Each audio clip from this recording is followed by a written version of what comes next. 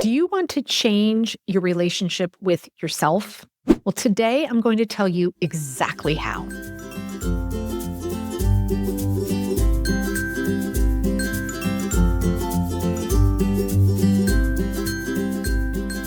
Today, we're going to be diving into an area I haven't really talked about before, and it is the long term effects of implementing boundaries. And we're going to be talking about this as it relates to your time.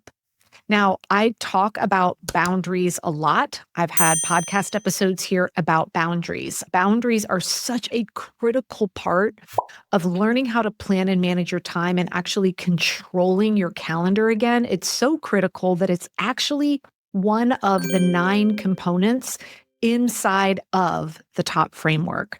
All right. And I have an entire master class on boundaries because, believe it or not, we actually have different boundary, what I call personality types, if you will.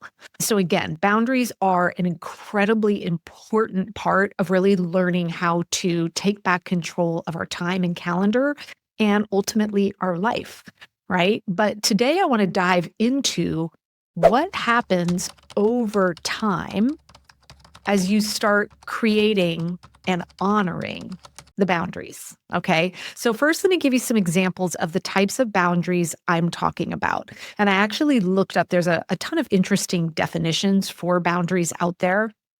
And one that I found that relates the best here is this. It says the emotional, physical, and mental limits a person sets for themselves. All right. So when we think about boundaries as it relates to our time, I'm going to share with you some of the boundaries I have talking about, my calendar, my time, etc. So for example, I have a boundary. I don't work after 2 p.m. Right? Anytime I try and squeeze in planned work-related activities during that window of post school and dinner, it always turns into a disaster, right? If I let down my boundary and go, yeah, I'll take that phone call at 4 o'clock. The dogs are in my office. Excuse my language, it's a shit show. So I have a boundary. I do not work after 2 p.m. That is when I take off my CEO hat and I go into, time for myself, my family, loved ones, etc. Another boundary as it relates to my time is I don't say yes to things out of guilt. All right. If it's something that I know is going to create stress, anxiety, get me overscheduled or overbooked, I don't say yes to something out of guilt, out of feeling like I should or being worried what somebody is going to think about. Now, is that still a work in progress? You bet. But I've come a long way. Another boundary I have with my time is learning. I've gotten much better at this, learning how to ask for help when I need it, right? Hey, I need help with this one thing, meaning can I no longer be responsible for it and get help from someone because otherwise I will get overcommitted. I don't multitask. Now, are there times when someone might say I'm multitasking? Yes, but I do the good kind. So for example, if I'm cleaning, I might be listening to an audiobook. All right. My mind doesn't need to be on the cleaning, so I'm listening to something. But what I'm not doing is trying to answer a work email while also having a conversation with a family member, etc. All right. I've cut that out of my life. Because of these boundaries, I know what my time is worth and I don't sell it short. Not saying yes to things out of guilt, etc. So I just kind of wanted to set the stage here of when I'm talking about boundaries with my time, some of the ones that I have. Now, this entire podcast episode was kind of born through a conversation that I had with a coach that I am currently working with. I believe in the value of always leveling up. So I am working with a coach to help level up the Pink Bee business. And we were on a phone call and I was discussing what's called a B2B opportunity, business to business. I do a lot of deals with businesses around going in and training their staff or sometimes doing keynotes, things like that. And I was sharing with her that I had lost a deal that we were working on. I had presented the proposal and it ended up coming back a no because the price point was just one that was not in their budget. And so she asked me, she's like, well, how do you feel about that? And I instantly responded and said, I'm totally fine with it. And she said, well, why is that? I said, well, because I know how much time I would have spent to deliver on what I had proposed to them. And I know it was worth what I was charging for it.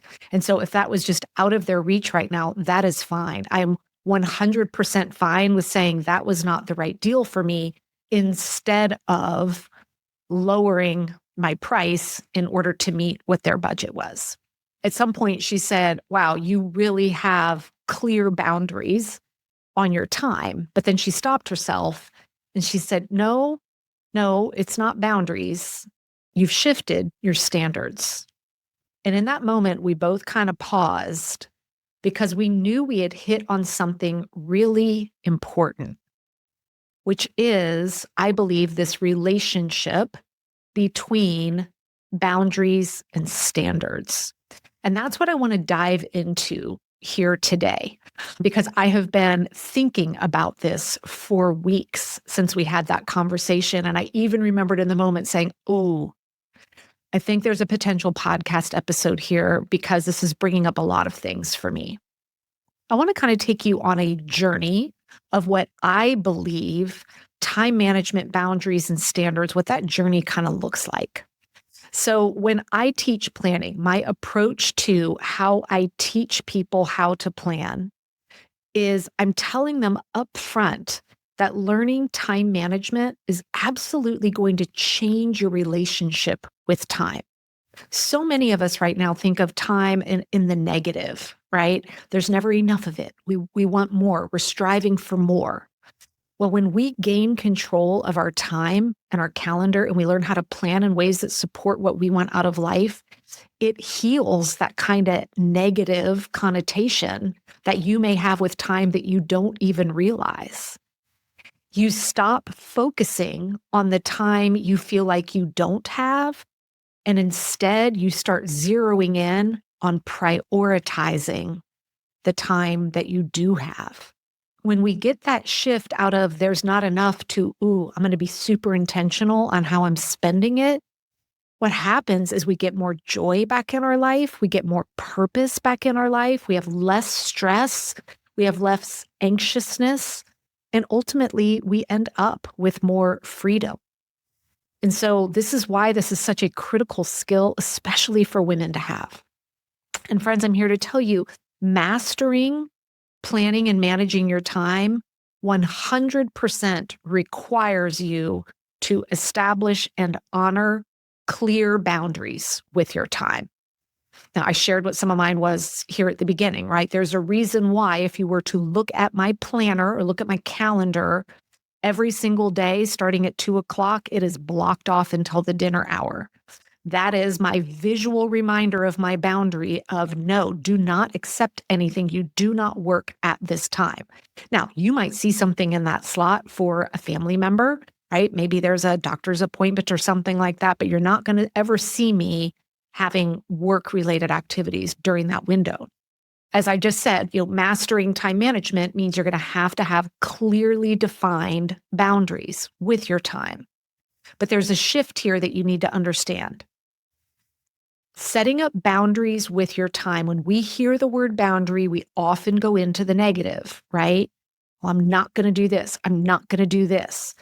And I've used this example before, but I think it really resonates well when we're talking about boundaries. A lot of times you'll see a visual or an image representing boundaries and you'll see a fence, right? People are like, okay, well, I'm put the fence up and I'm going to keep everybody out. Well, you also need to realize putting a fence up is not necessarily about keeping things out. It's protecting what's in, right? I've got 2 puppies that I love very, very much. If you don't know, we have 2 dogs here, Queso and Cheddar. They are the loves of my pet life. We have a fence in our backyard.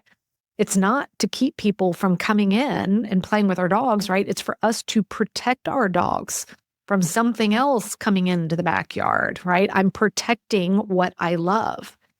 And my time boundaries, such as I don't work after 2 p.m., is protecting time for me, for my family, for my friends, for my loved ones, right? So it's not about what I'm keeping out. It's about what I'm protecting in with my time. Now, when you're first learning to establish boundaries with your time, it can feel very hard because maybe you've never even thought about it, right? But here's my promise to you. Over time, it just starts to become second nature. I don't have to think twice about making sure I'm not booked back-to-back weekends in a row with travel. I know that's not good for me. If I see I'm going to be gone one weekend and there's an opportunity for something the following weekend for travel, if it's instinctively, I'm going to be like, nope, I probably can't do that. Right. But again, this comes from practice. So as I've really sat and reflected on my conversation with Eleanor, my coach, I really started to think through, what does the journey of this kind of time management and boundaries look like? And here's what I believe to be true based on my own experience and what I'm seeing from other women that have been implementing this themselves through the top program. You start with this. You start with learning how to plan and control your calendar, right? We have to see all the stuff that's competing for our time and learn some key systems on how to get control of it. All right. And that's foundational of what I teach in the top program. That's what learning to master weekly planning is all about. Now, as you're doing this, you start to get awareness of, spending a lot of time here, or boy, I keep seeing myself getting stuck there, or wow, I had no idea I was spending this much time doing these things. And so then you start to create and honor boundaries with your time. But first, you've got to learn how to create a plan and see everything you're juggling, right? So we start with that. Then we start building in those boundaries, right? I didn't start off saying I don't work after 2 p.m. The plans that I built and then the realities of what happened showed me this is where I need to put in a boundary. By implementing that boundary, it starts to change over time your relationship with your time, right? I see it very differently than I used to. And then it starts to highlight for you what your time is worth. When you see where your time is going and you see how much time you have clearly laid out in a plan for yourself, it starts to really change you understanding how much your time is worth. And then as those boundaries just start to become second nature, you're not focused on it going, oh, I've got to keep that boundary. It changes your relationship with yourself, right? And that's what this is all about. And I see it time and time again with women in the top program. After several months of really getting on top of weekly and monthly planning, they start to hold themselves at a higher value than when they started. It all starts with changing your relationship with time. As you master your time, you become someone who sees and recognizes the value of your time. You know what your time is worth. And when you're there, then you evolve into standards.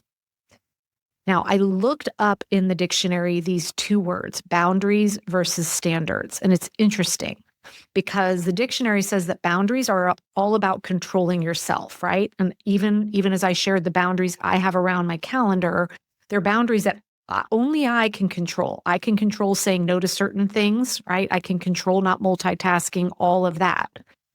Standards are about what I will and won't accept.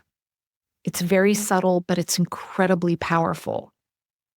So because I've implemented these boundaries with my time for as long as I have, I know what my time is worth.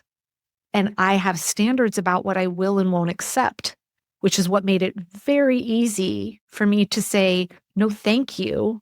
I'm going to pass on that business opportunity. I am not going to accept that because it wasn't the right value proposition of my time. And so I want to kind of end this today with a quote from Eleanor that she shared when we were having this conversation that I think really hits it home well. And I'm going to go ahead and read it because I knew I wouldn't get it right and from memory. And she phrased it this way. Learning time management doesn't just change your relationship with time. It changes your relationship with your own value permanently and deeply. And friends, this is why I am so passionate about what I do. It's so much bigger than time management. It's so much bigger than learning how to plan and control your time. It's bigger than boundaries, right? It's about the relationship you have with your worth and your value. And when you have that, man, you become unstoppable. Now, if you have not been introduced to any parts of my top program, the framework that I mentioned, I said boundaries is one of 9 components. I'm actually going to be conducting a live top boot camp at the time you're hearing this. The boot camp is going to be happening mid-March 2025. So if you want to come check this out and start to see like where boundaries fits in and start to see how you can completely change that relationship, all you need to do is head over to thetopbootcamp.com. You can go check that out. It is the perfect place to get started.